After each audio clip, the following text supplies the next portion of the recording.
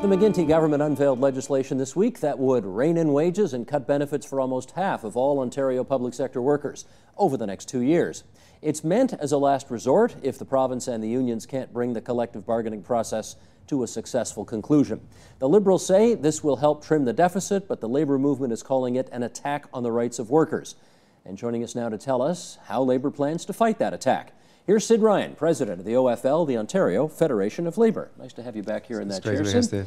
Just for those who may have missed the news, let's take a second here to just bring up some of the highlights of it. So if we could, control room, here is the Protecting Public Services Act, as the Ontario government is calling it. It would offer a 2-year wage freeze on nearly 500,000 public sector employees across the province. That covers almost 2,300 collective agreements until the year 2017. Workers that just signed agreements with wage hikes will be hit with a freeze on their next contract. Also, all new collective agreements would have to be approved by the finance minister, and the government can approve or reject the deal or impose its own contract. And the cost savings to the province are expected to be in the neighborhood of $2.8 billion over 3 years. Okay, let's go through this. What's your overarching reaction to this package? Well, we do see it as an assault on basic rights of workers, whether it be the charter rights with respect to the right to freely negotiate collective agreements or a right to strike. And I had a meeting yesterday, for example, of 45 union leaders representing everybody in the public and the private sector. And the words wage freeze never came up once. The issue around benefits never came up once. They're all concerned about what this actually means when you couple it with the attacks, if you will, by the federal government, where they've taken the right, effectively, the right to strike away from national unions that are federally regulated. Mm-hmm. You combine the two together and you can see there's a massive assault really on the middle class, and they're quite concerned about that. It's not about whether or not they'll give a wage freeze. The teachers already came to a bargaining table and said to McGuinty, zeros is not the issue. They actually put zeros themselves on the table. It's, do you want to go into the collective agreements and start taking out other issues inside of the collective agreements? Now, the government themselves have already imposed $18 billion worth of transfer payment cuts to all their transfer payment partners. So in other words, they've realised their savings already. What they're now doing is really playing politics with the unions by saying to them, you cannot have the ability to go to that table and freely negotiate because we will take the right to strike off of you, and if the agreement is not to our satisfaction, the minister can take that agreement and send it back. Or conversely, she could actually say, impose a settlement along the parameters that the government wants and then end the right to strike at the same time. Well, let's make sure we understand this, because collective bargaining is not disappearing. You're still going to be able to collectively bargain. Now, admittedly, there's a hammer at the end of the door. No, you can't, because when you go to a bargaining table, what drives the deal in the collective bargaining process is the employer has something to lose. You either lose the public service, or if you're in the private sector, you lose the ability to make a profit. Mm-hmm. The unions, we lose our wages.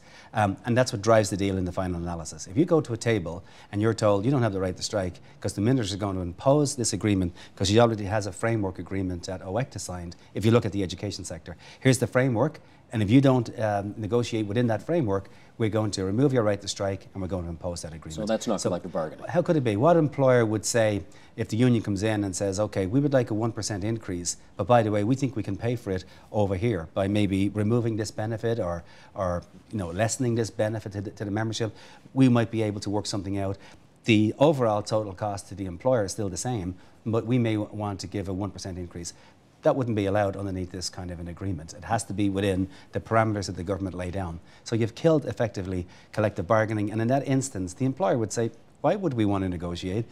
Dwight Duncan has already told us that he's prepared to bring in legislation and put you back to work. So there's no incentive for the employer to negotiate. Did you get a heads up that this was coming? No, other than what the Premier was musing about openly in the media over the last couple of weeks, essentially saying if you don't, we're going to expand the teachers agreement and the support staff at workers agreement, we're going to expand that to 1.3 million, is what he said. Now, interestingly enough, he didn't do it for the municipal sector, and I have to ask the question why. Is it because he's afraid of the political potency of firefighters and police, for example? So he exempted those out of I mean, there's no Premier wants firefighters and police officers on the lawns of Queen's Park. Yeah. So he very effectively says, okay, we'll leave those folks alone. You've been around for a while, so you remember the social contract of the Bob Rae days in the early 1990s. You remember the fights, the days of action against the Mike Harris government. Yes. Could you compare and contrast these measures taken by the McGuinty government with what you would have considered to be the worst of what those two previous governments offered? The fight we had with Bob Rae was basically the same fight. It wasn't about the number of days that people have been asked to take off. Again, it was the suspension of free collective bargaining. People went nuts when an NDP government essentially prevented bargaining from taking place. It's almost like the same fight all the way through. Mike Harris, the days of protest were preceded by the amalgamation of the cities, Bill 136, where he effectively said it's going to be an amalgamation of hospital, schools and municipalities. And during that phase of amalgamations, we're going to suspend the right to strike and the ability to negotiate. We're going to just impose agreements. And we threatened a province-wide strike, and actually Mike Harris backed down. So we're fairly consistent when it comes to touching the rights of workers, whether it be the Rae government, whether it be the Tories, or whether it be the Liberals. No, I hear you, but which of those three, the Rae effort, the Harris effort, they all effectively did the same thing. They all attempted. Which is the most egregious in your view? I don't know if you could compare them on a scale, because they all took away the rights of workers. In this particular case, we're having to go into the Supreme Court to actually try and win those rights back again. Hold off on that. We're going to get to the Supreme Court challenge. But here's what Dwight Duncan said a couple of days ago when he had his press conference on this. He said, "We're faced with a simple choice: work toward freezing wages or lay off hard-working Ontarians across the public sector." Do you agree that's the choice? No, it's not. And that's exactly the choice that Bob Rae said. He said, lay off 40,000 public sector workers or else take the Rae days. And now you have McGuinty or Dwight Duncan coming out using exactly the same language. No, we don't buy it at all, because we believe that they've already realised their savings. And I don't see any union out there essentially saying that we demand 3, 4, 5 or 6% wage increases. We just want the same ability as Ken Loenza had, for example, with the auto workers. Ken Loenza went to a bargaining table with a big strike mandate in his back pocket, and he went in under very trying conditions to negotiate with the private sector, big auto, the Detroit 3. And he walked away with a collective agreement that wasn't, and he'll admit, not great, but given the times, they did a fine job. He went 3 for 3. And he went 3, and their members accepted it. And all we're saying in the public sector is give us the same opportunity to go in. We're every bit as intelligent as Ken, no disrespect to Ken, and their leaders are every bit as responsible, and they'll go to a table and be able to negotiate good agreements that will protect the integrity of the collective agreement and the process of their charter rights. Do you accept the notion, though, that with a deficit of $14.8 billion, the province has to rein in spending? I don't think we have a spending problem in Ontario. I just released a report from a Common Front in the OFL where we looked at 10 different indices, if you will, in terms of how Ontario was doing vis-a-vis the rest of the country. And every single case, we were dead last when it came to spending on public programs on a per capita basis. Even Prince Edward Island is outspending on a per capita basis Ontario. So our issues is not a spending problem. What's our problem? It's a huge taxation problem. He's given away roughly, since he came into office, McGuinty, $2.5 billion annually in corporate tax breaks. And at the same time, even Mark Carney from the Bank of Canada is saying the private sector is not stepping up to the plate. They're not investing that money in putting Canadians back to work. Jim Flaherty said it too. And Jim Flaherty said the same thing. So that's part of the problem. And the other part of it is, let's take a look at high-income earners and ask them to pay a little bit more. Pauline Marois, for example, from Quebec, just 2 days ago, she came in with a surtax on people earning over $130,000. Now, I think that's too low. I would be satisfied with $250,000, not where Andrea Horvath went. She went to $500,000. I was just going to say, they did do that. And that was about $400 million. If they had gone to $250,000, which is still a healthy wage, a little bit of a surtax in there, we could have, at least taken away about $1 billion. And then you couple that in with the wage freezes, and then you share the pain then throughout the private sector and throughout the public sector and high income earners. I think that's a fair bargain. Not just go to public sector workers and say, you're greedy, you've had a good deal over the last number of years, therefore you now have to pony up more than everybody else. Let's play a little tape from Dwight Duncan's news conference. Look at the monitor over my shoulder there, and then we'll come back with a question. Roll tape, please. Our current fiscal realities require strong action. We're facing a $14.8 billion deficit this year. We have an economy that is growing modestly.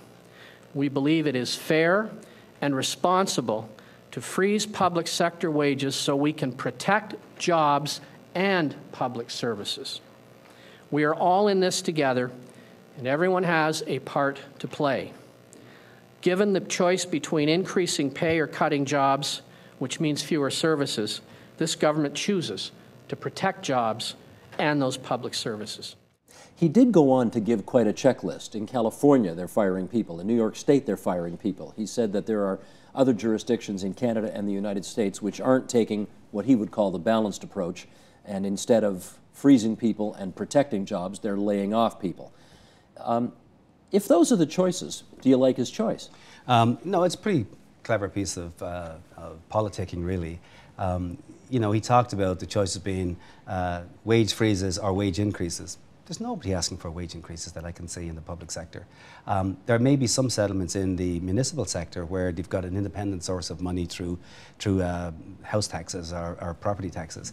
But I'm not seeing anybody else going to a bargaining table asking for these increases that he's talking about. So let's get that off the table right now. As far as you're concerned, organized labor understands that we're in a zero world right now. I'd say organised labour understands that we go to a table and we will negotiate within the parameters of the climate that we live within, which is deficits and a world recession. We get that. We just want to see some fairness. We want to see our rights protected, and we want to see the pain being spread across the corporate sector, the private sector, as well as individuals, high-income earners, as well as those in the public sector. So what would you raise corporate income taxes by? We have done some studies. We've given you know, a surtax of a 2% increase on those earning over 250,000 yields a tremendous amount of money. There's wages, the corporate taxes. We would go back to where Mike Harris was, and he was no raving socialist, and he could live with 14%. It's one of the lowest, even at 14%, it would be one of the lowest corporate tax rates anywhere in the world. Almost as the lowest in North America, even at 14%. We don't think there's any need to be rushing down to where they're trying to get to, 10%. Now, they've frozen it at 11.5.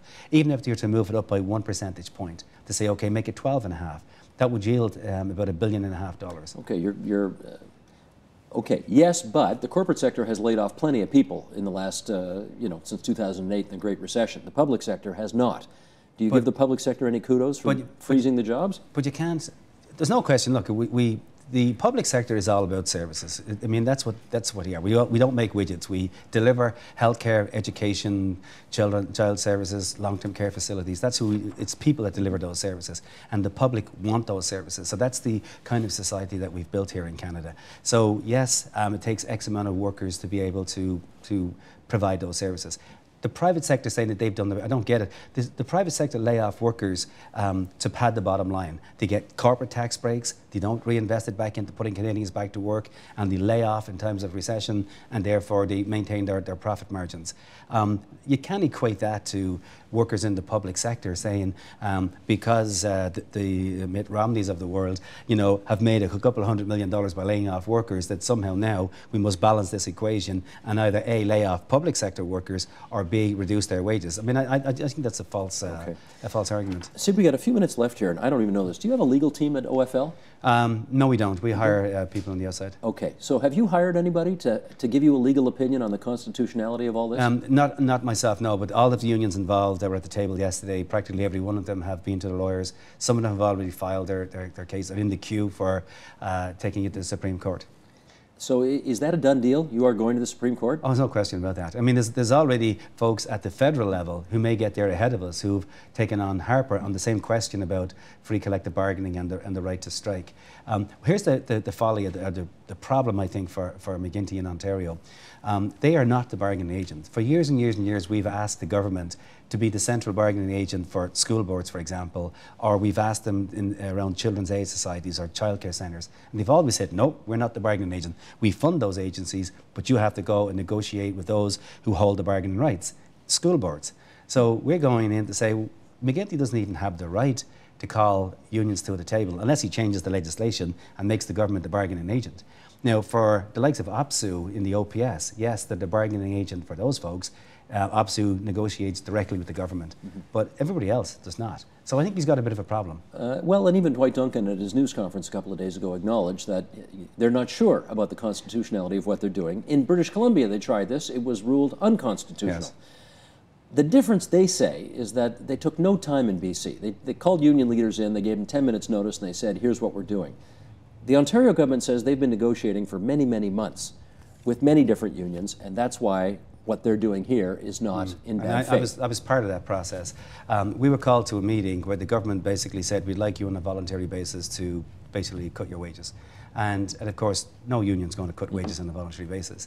So then they called them back into a process 2 years later and said, now we still need to get that money out of you. So we're going to try and set up these mock bargaining sessions. And the school board, teachers and QP, the support staff, rightfully said, wait a second, you're not the bargaining agent. In British Columbia, the government was the bargaining agent because they negotiated with the hospital employees union. And they had a long relationship of negotiating over a 30-year period. Here, there is no relationship. There is no bargain. Then they are not the bargaining agent. So it's great for them to come and say, we demand this money from you, and because you won't negotiate with me, and even though I'm not the bargaining agent, we're now going to bring in legislation. I think that's where they have a huge problem. It's that you're not the bargaining agent, you can't just purport to be. You facetiously thanked the McGuinty government the other day for bringing organized labor together, that you are all united now. Yes. So organized labor may be united, but I wonder whether you have any sense about whether the general public is on your side.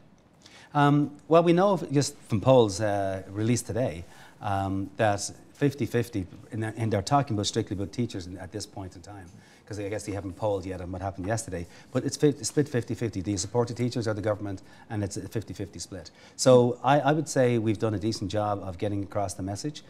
We need to continue to deepen that message and let people know that this is not about wages. As much as the government keeps saying this is a wage-freeze piece of legislation, there is nobody on the public sector side arguing that point. We're arguing about our basic rights to be able to negotiate. Gotcha. Sid Ryan, Ontario Federation of Labour. Thanks for coming into TVO tonight. Thank you. Support Ontario's public television. Donate at tvo.org.